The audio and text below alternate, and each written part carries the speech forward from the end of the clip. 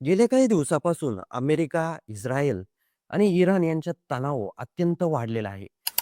मध्य पूर्वात आधीपासूनच संघर्षाचं वातावरण होतं. इस्रायल आणि इराण यांच्यात अप्रत्यक्ष संघर्ष सुरूच होता. मात्र आता या संघर्षाने उघड युद्धाचं स्वरूप घेतल्याचं चित्र समोर येत आहे. मिळालेल्या माहितीनुसार शनिवारी सकाळी इराणची राजधानी तेहरानमधील अतिशय सुरक्षित आणि संरक्षणमुक्त परिसरात अत्यंत अचूक हल्ला करण्यात आला.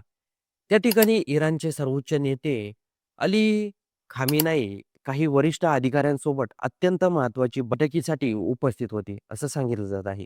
हल्ला इतका अचूक आणि नियोजनबद्ध होता, की त्या ठिकाणी मोठ्या प्रमाणात हानी झाली. या हल्ल्यात खेमनाई यांच्यासह काही उच्च पदस्थ लष्करी अधिकारी आणि त्यांच्या कुटुंबातील 4 सदस्यांचा मृत्यू झाल्याचा दावा केला जात आहे. मृत्यूमध्ये त्यांची मुलगी, नात, जावई आणि सून यांचा समावेश असल्याचंही सांगितलं जात आहे. या हल्ल्यामागे अमेरिकेची गुप्तचर यंत्रणा असल्याचा आरोप केला जात आहे.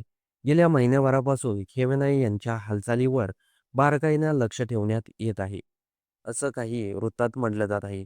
अमेरिका बैठकीच्या अचूक माहिती मिळाल्यानंतर इस्रायलला ती माहिती देण्यात आली आणि त्यानंतर काही क्षणातच लक्ष साधून हल्ला करण्यात आला, असा दावा समोर येत आहे.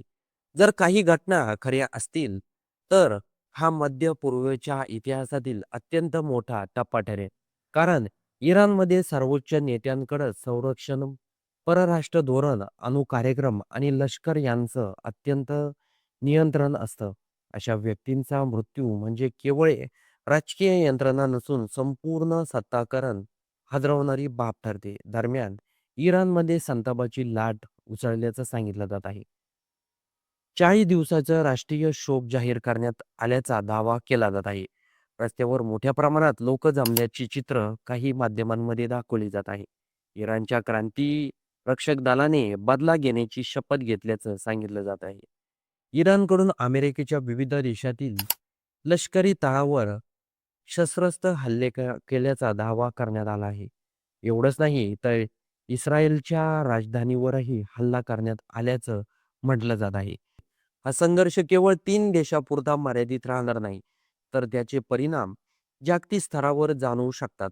अमेरिकेकडून इराणच्या सैनिकांना शस्त्र खाली ठेवण्याचं आवाहन करण्यात आल्याचं सांगितलं जात आहे. मात्र दुसरीकडं इराणने झुकणार नाही असा ठाम पवित्रा असल्याचं दिसत आहे. खामेनेई यांच्या मृत्यूचा बदला घेतल्याशिवाय शांत बसणार नाही, असा इराणमधील काही नेत्यांचा सूर आहे. जर सर्वोच्च नेत्यांचा मृत्यू अधिकृतरित्या जाहीर झाला, तर इराणमध्ये पुढील काही सर्वोच्च नेता कोण होणार हा मोठा प्रश्न निर्माण होईल. धार्मिक नेत्यांची निवड प्रक्रिया सुरू होईल. त्या काळात देशाअंतर्गत अस्थिरता वाढण्याची शक्यता नाकारता येत नाही. सध्या सर्वात महत्त्वाची गोष्ट म्हणजे अधिकृत पुष्टीची परीक्षा करणं. युद्धाच्या वातावरणात अफवा वेगाने पसरतात. त्यामुळे कोणतीही माहिती खात्रीशीर स्रोताकडूनच स्वीकारणे गरजेचं आहे. कारण एकूणच पाहिलं तर परिस्थिती अत्यंत गंभीर आहे. धोकादायक वळणावर येऊन ठेपली आहे. जर हा संघर्ष आणखी वाढला तर त्याचे परिणाम केवळ मध्य पूर्वापुरते मर्यादित राहणार नाही, तर ते संपूर्ण जगाच्या राजकारणावर, अर्थव्यवस्थेवर, संरक्षणावर त्याचे परिणाम होऊ शकतात. पुढील काही दिवस अत्यंत निर्णायक ठरणार आहे. जगभरातील राष्ट्राचे लक्ष आहे या संघर्षाकडे लागले आहे. परिस्थिती शांततेकडे जाईल की आणखी भीषण स्वरूप धारण करेल, हे येणारा काळच ठरवेल. इराण आणि इस्रायल अमेरिकेमध्ये भीषण युद्ध सुरू आहे. या युद्धाचा फटका जगभरातील जवळपास सर्वच देशांना बसण्याची शक्यता आहे.